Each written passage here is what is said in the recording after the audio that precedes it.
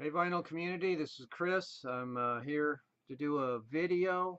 Um, Yesterday I watched a Ben Costello video. He had done some spring cleaning, purged his collection of some things that he didn't want or had duplicates of, and used that money to buy new stuff. And one of the things he showed was Mary Watkins, who's a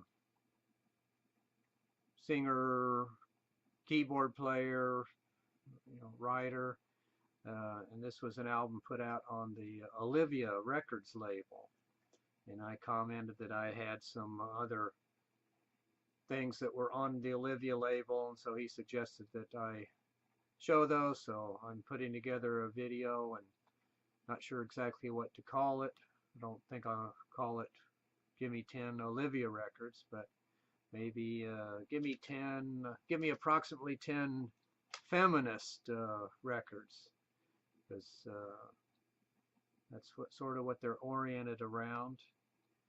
From the little bit I know, it seemed like there was Olivia Records, which was in the San Francisco area, and they put out a lot of female-oriented records or music. And in North Carolina, there was Lady Slipper Records, and they sort of did the same thing. Olivia had their own label. Lady Slipper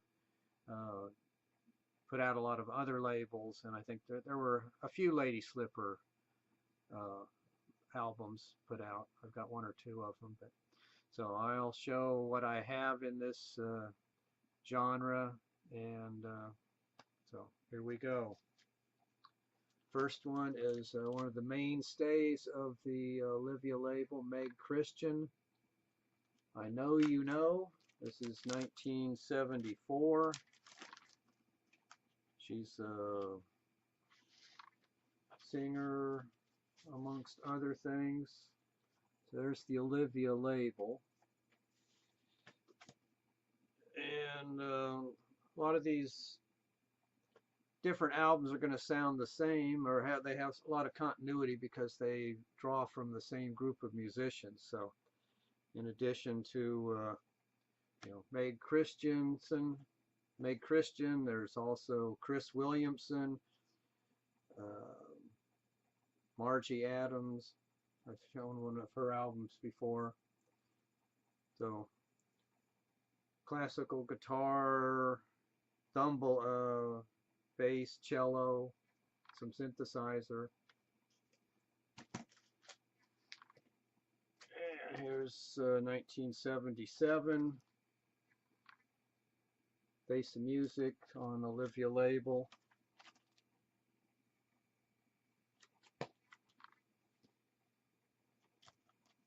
(1981), Meg Christian, Turning It Over.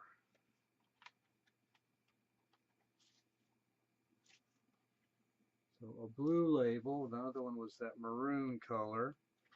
A lot of these have inserts for lyrics and indicate who's playing on what.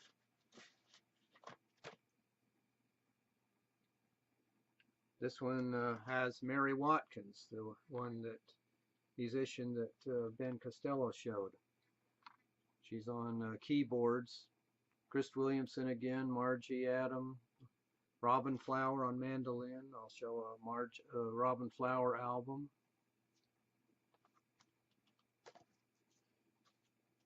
And then the last, Meg Christensen, From the Heart. This is 1984. Still on Olivia. Light blue. Whatever don't know if those colors mean anything.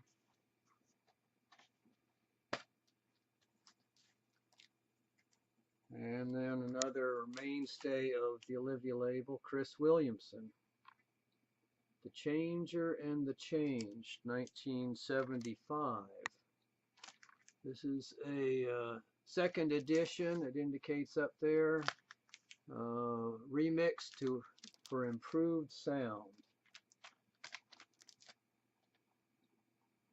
So there she is in kind of a winged pose.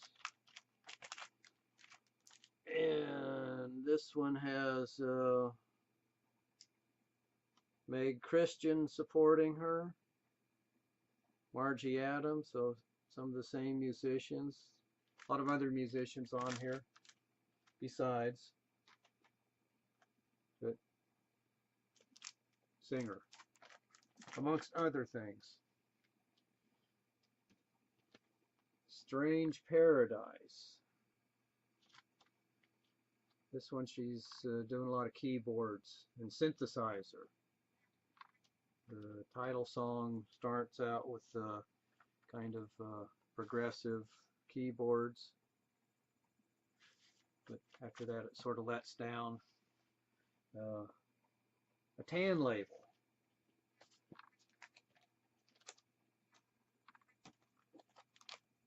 Cris Williamson again. Self-titled, 1981. Also a reissued version of the original. And then last one from 82. Blue Rider, Cris Williamson.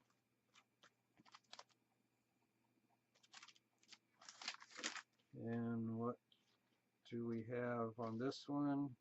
Oh, fancy label, where it fades in. And then celebrating 10 years of the label. I guess the first issue was in 72.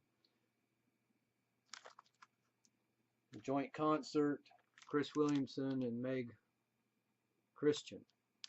And might even be a signature there of Cris Williamson. This is a 2 LP set. It put out by Second Wave Records. Also Olivia, so a joint issue.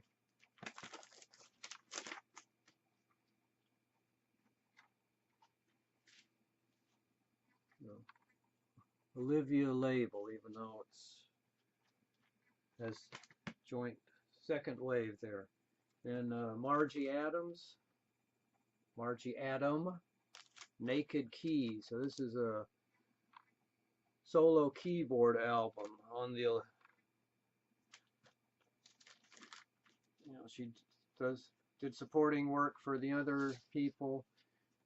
Here she is on her own. This is on 1980, the Pleiades label. I think this was out of Berkeley, California. And Robin Flowers, More Than Friends. This is on the Spaniel label. Spaniel Records, 1979. This is very rootsy, folky, acoustic, fiddles, guitar, a little bit of electric guitar, acoustic bass. First side is traditional stuff, and then the second side is songs penned by Robin. So this was pretty good. There's the Spaniel label with the dog there. And back to Olivia. Oh no, this is on Fabulous, but June Millington, Heart Song, 1981, subsidiary of Olivia Records. She's a guitarist. You may recognize her from the early 70s group Fanny. She was there with her sister Jean Millington, and Susie Quattro's sister, Mike Quattro's sister, was also in the band.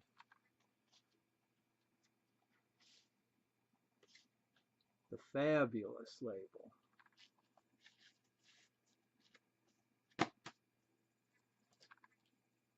And then Kay Gardner. This is Moon Circles, sort of new agey looking album. And the titles. She's a keyboardist and Flautist. This is on the Urana label, which is also associated or put out by Olivia. So there's light side, dark side. Big promotional sticker on the front.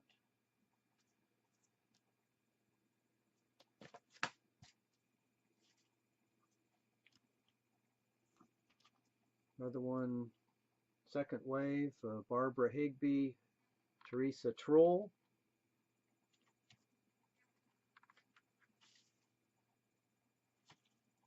Second wave label. This might be an autographed copy. Sylvia, boy, do you smell good. Teresa Trull. Thanks.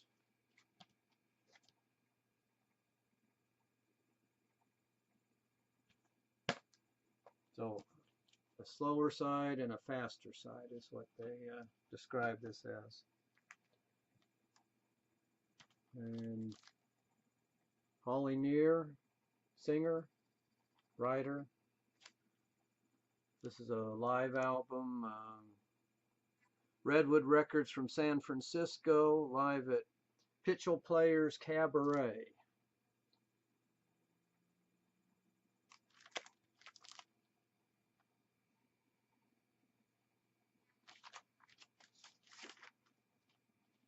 Has a real good voice.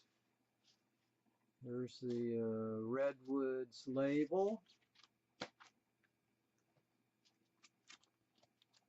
Holly Near, Imagine My Surprise. 78, also on Redwood.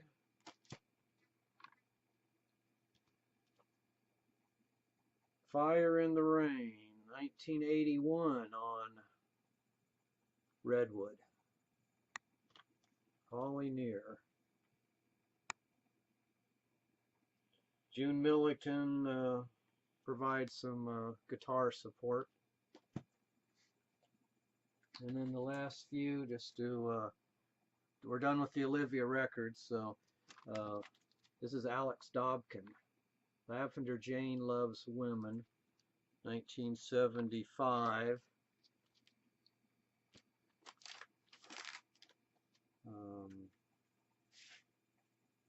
This is put out by Alix Dobkins, but it's the distributed by Lady Slipper Music.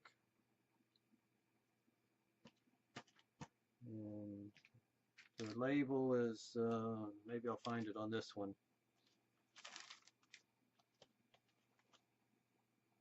Living with Lesbians. Women's Waxworks. So these are the first 3 issues on Women's Waxworks. This is number 2. Lavender Jane Loves Women was number 1.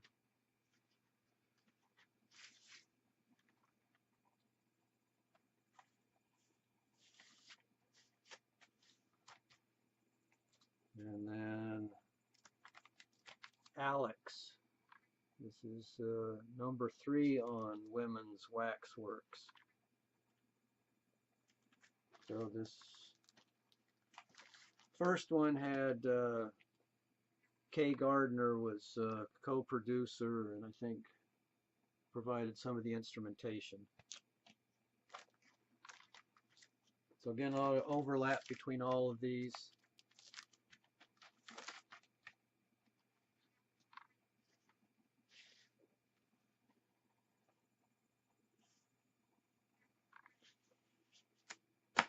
And then the final record, just to keep the theme, it's my only Indigo Girls that's on vinyl. This was 1989 on Epic. I went to see, or I was dragged along to see an Indigo Girls concert. I'd never heard of them before. Maybe I'd heard of them, but didn't know anything about their music. Down at the Tupperware Center in Kissimmee, Florida. That turned out to be a great concert. I think it was just the, I don't know if they had a backing band or I think it was just the 2 of them. On here they have a backing band and support of other people. They've got all the members of REM guesting on different tracks. So pretty good. Folkish. So that was my Gimme Approximately 10 feminist record. So thanks for watching, and I don't know, thanks to Ben for suggesting it. Don't know if that's what he was expecting to see, but that's what you get. So see you later.